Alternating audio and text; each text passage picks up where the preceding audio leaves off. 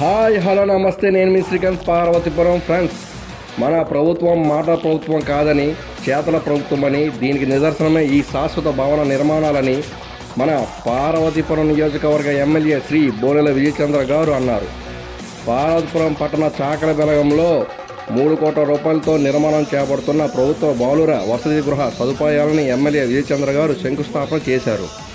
ఈ సందర్భంగా ఆయన మాట్లాడుతూ సుమారు 100 మంది విద్యార్థులకు అన్ని వసతులు కూడిన వసతి గృహాన్ని ఏర్పాటు చేయడం జరుగుతుందన్నారు.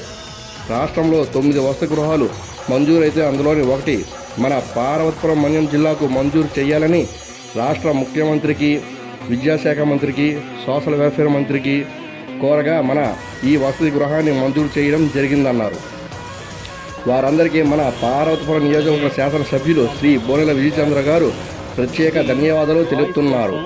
ఎస్సీ విద్యార్థులు 100 మందికి కావాల్సిన అనువైన సదుపాయాలతో 2 ఫ్లోర్లో కట్టడం జరుగుతుంది.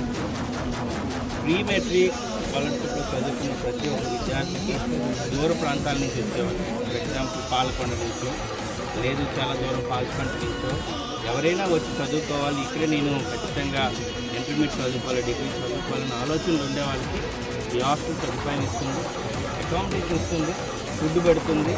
వీళ్ళకి అన్ని విధాలతో